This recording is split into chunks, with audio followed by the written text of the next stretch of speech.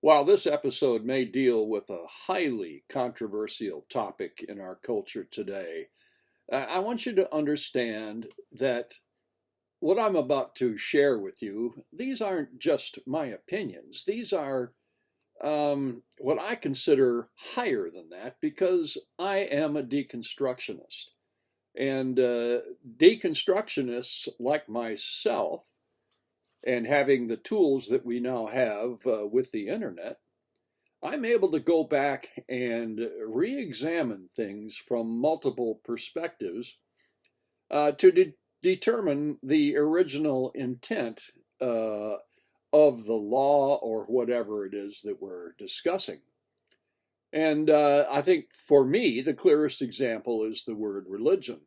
Um, if you will go back to the original document, which is the First Amendment to our Constitution, you will discover that the word religion, as used by those writers, was based upon only an understanding of Almighty God.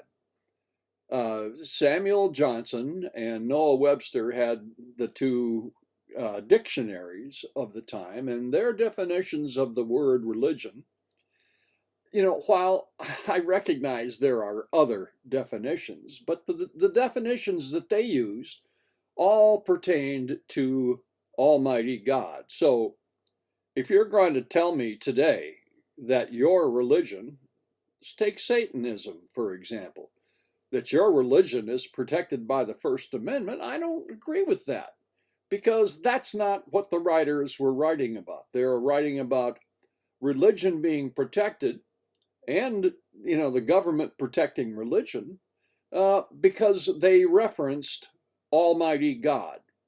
And so you cannot change the definition of the word without changing the intent of the writers. And this is one of the things deconstructionists find over and over again. There's bias in everything human nature does. And so there's bias in our definitions of words. And we need to be able to see that in order to understand our own life under the sun in these United States today.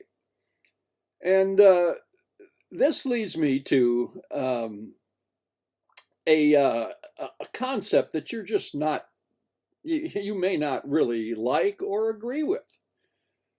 But men, I'm talking about men today, the perpetrators of crimes against women. Men have no voice, none, in cases of sexual assault. It's considered very black and white. The justice of our world today has to have black and white because that's the way justice works. And I've told you about that before. But in the minds of the justice people in our culture, rape or violence against women is always based on a bad decision that the perpetrator makes. That's understandable in our world today, that we would want, some third party black and white definition of terms in order for us to function. But it rules out one half of the discussion about the concept of rape. The ease of the Me Too movement. You know, I'm not here trying to make excuses for anybody because I'm not talking about excuses. There is no excuse for sexual violence against women. None. So don't come at me and suggest I'm making excuses for people because I'm not. I'm just a deconstructionist who asks questions. So I think if we live in a justice system, and I certainly believe we do, then the Me Too movement fit nicely for the world's lawyers. And I've talked before about lawyers and how they should not be in the legislative branch of the government because they work in the judicial branch of the government. So they're making laws that they then practice with in their occupation. To me, a lot of these things come down to a case of, is it revenge or is it mercy? Rape, violence against women, sexual violence, is, in many cases, the court system acts as a tool of revenge. And what does God tell us about revenge? What does life tell us about revenge? It's just not the way to go about it. So in this case, men are not allowed to follow the instructions of Jesus. Think about that for a minute. In cases of sexual assault, men are not allowed to follow the instructions of Jesus. And let me read to you what Jesus said about this, okay? You have heard that it was said to the ancients, do not murder, and anyone who murders will be subject to judgment. But I tell you that anyone who is angry with his brother will be subject to judgment. Again, anyone who says to his brother, Raka, and that means worthless, useless, he will be subject to the Sanhedrin. But anyone who says, you fool, will be subject to the fire of hell. So is one of those words in the Bible that, we tend to overlook. It's just like the word therefore. You need to go back and see what it's there for. So the next paragraph deals with the first. So if you are offering your gift at the altar, and there remember that your brother has something against you, and it could be your sister too, leave your gift there before the altar. First go and be reconciled to your brother. Then come and offer your gift. Why? Well, he says, reconcile quickly with your adversary while you are still on the way to court. Otherwise, he may hand you over to the judge, and the judge may hand you over to the officer, and you may be thrown into prison. Truly, I tell you, you will not get out until you have paid the last penny. So this idea of reconciliation is biblical. It's basic. And yet there is no way, according to our culture, for a man who committed a sexual crime to be reconciled with their victims. And, well, Terry, you're crazy. How in the world would you go about that? Is it just a one-to-one meeting? No. I think rape is a family problem. And so consider, if you will, a scene in a conference room. One family's on one side of the table. The other family is on the other side. This is perpetrator and victim. Their attorneys are there and law enforcement is there. And these two families, let's get rid of all of the anger and all of the lack of reconciliation, because that is a biblical way to handle problems between people. And certainly the crime of rape is a crime involving two different people. So men, it seems to me, are not entitled in our world to their own thoughts. Think about that. It's ridiculous that men are not allowed to have their own thoughts. Well, Terry, those thoughts lead to bad decisions. Oh, stop it. Men are entitled to their thoughts. There's nothing wrong with their thoughts. And to give the idea that men should just stop thinking about that, about sex, is ridiculous. Excuse me. This leads to a comment about the way women dress. If men are not allowed to be triggered, then women can dress any way they want. And the way women dress today is a twofold thing for men. On the one hand, men like to look at scantily clad women. I have a simple little Instagram account, and I just put a few things up there from time to time. It's not really something I take seriously, but I've got like 400 followers on Instagram, and 95% of them are young women trying to get my attention through sexual titillation. That's the hard truth.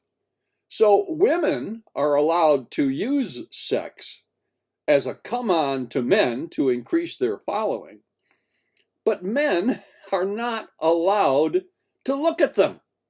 Can you imagine how stupid that is? So men get off on looking at scantily clad women. And if you don't believe that, I'm sorry. I'm just sorry, and I feel sorry for you.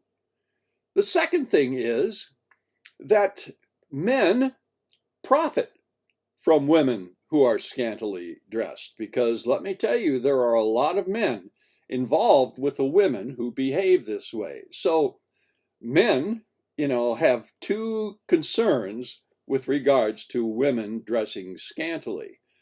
And the women's movement, the feminists would tell me, well, a woman should be able to dress any way she wants.